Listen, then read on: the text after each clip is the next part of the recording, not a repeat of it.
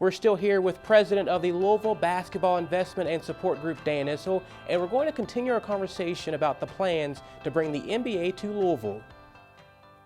And I know you recently also spoke with the NBA Commissioner Adam Silver to talk about this idea. Talk to us about that conversation with the Commissioner. Well, I've known Adam for a long time. I was president and general manager with the Nuggets in Denver when he was the assistant commissioner to David Stern. And so I called Commissioner Silver because I wanted him to be aware of what we were doing, that we were going to launch this. And I didn't want, I knew I wouldn't get any guarantees from him, but I never wanted to do anything or say anything that would be against the wishes of the NBA. And Adam's comment was that they would be flattered that Louisville would want an NBA team. There was no timetable for expansion, and he wished me luck. So, but that's the way the NBA does business. Their position will be, there is no timetable for expansion until the day they start taking applications. And what we want to do is we want to have everything in line, the majority owner, where we're playing, what we're going to be called, who our presenting sponsors are going to be. We want to have that all put together in a package so that when the day comes, if the day comes, we want to have Louisville's application on the top of the list. And what's the number one selling point for bringing a pro basketball team into the city of Louisville? I think the number one selling point is exactly what we discussed, that it would make Louisville and Kentucky a major league state and city again. And that would mean so much. You know, there wasn't a very long time ago, Mario, where Louisville was kind of on the same track as Indianapolis and Nashville. And then Indianapolis got the Colts and they had the Pacers, and Nashville got the Predators and the professional football team. And they've kind of risen above. And there's no reason, because of everything that the Commonwealth of Kentucky has to offer, there's no reason why Louisville shouldn't be in that same conversation. And talk about your time as a professional basketball player with the Kentucky Colonels. What was the support in the state at that time for a professional sports team like that? It was outstanding. I was blessed to play 25 years of organized basketball, starting in the 7th grade through 15 years of professional basketball, and I only won one championship, and that was with the Kentucky Colonels, and that was a great team. There were 4 Hall of Famers, Naismith Memorial Hall of Famers, associated with that team. Artis Gilmore was the center, who's now in the Hall of Fame. Louis Dampier, the all-time leading scorer in the history of the ABA, is in the Naismith Hall of Fame. Hubie Brown, who was our coach when we won the championship, is in the Hall of Fame. So those are numbers usually reserved for, you know, the Los Angeles Lakers and the Boston Celtics. But that was a great team, and the championship year, we averaged almost 9,000 people a game. Now, by today's standards, that doesn't sound like a lot of people, but that 9,000 per game would have put us in the top 10 of all professional basketball, ABA and NBA. And so the support was terrific.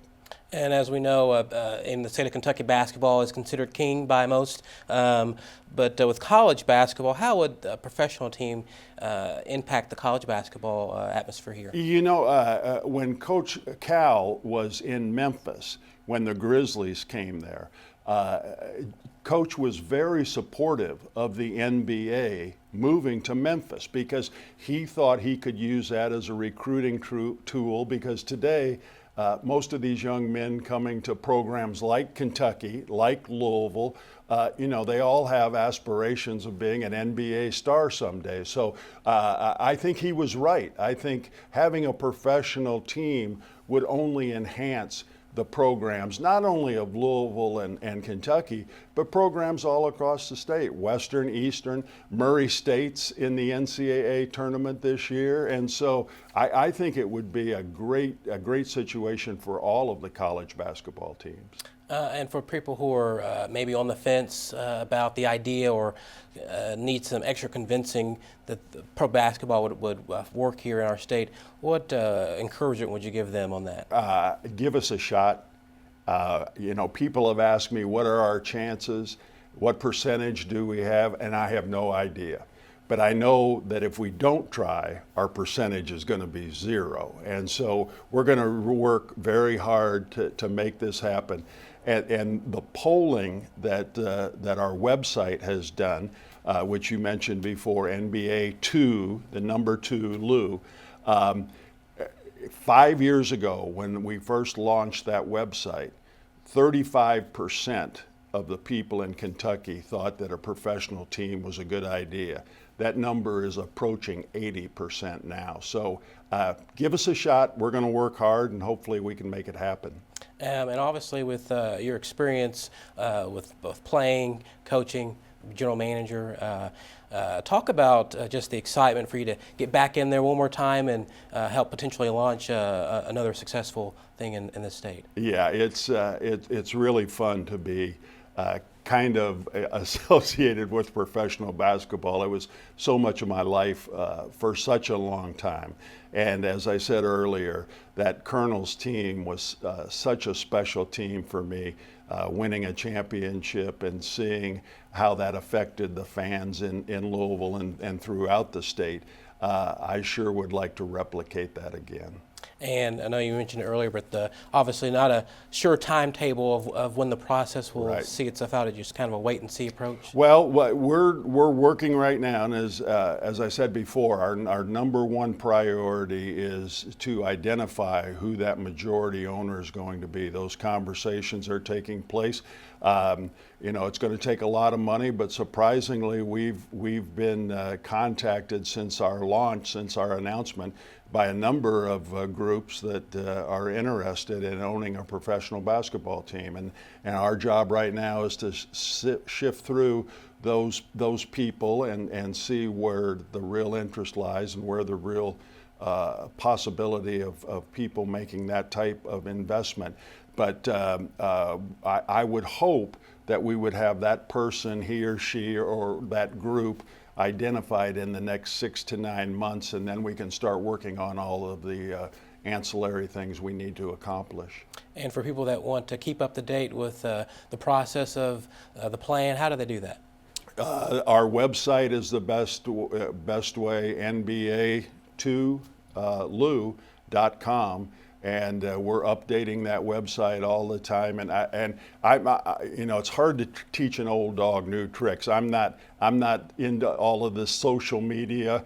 In my opinion, it gets more people in trouble than it does anything else. But they tell me that we had over on the day that we announced it, we had over 18,000 visitors to our website. So there's interest in the state for sure. And I'm sure also on that interest, if it gets to the process of the name selection of a team, that's always would create some excitement as well, right? Right. I'd be disappointed if it wasn't called the Kentucky Colonels, but that won't be up to me. That'll be up to somebody else. Well, Dan, we really appreciate you making time to talk with us about the NBA to Louisville campaign, and we'll stay up to date on what's happening next. Mariel, thank you for having me. I appreciate it. You bet. Coming up, we take you to Louisville City Hall to speak with Metro Councilwoman Barbara Sexton Smith about the possibility of an NBA team coming to her district in downtown Louisville. Stay with us. You're watching In Focus Kentucky.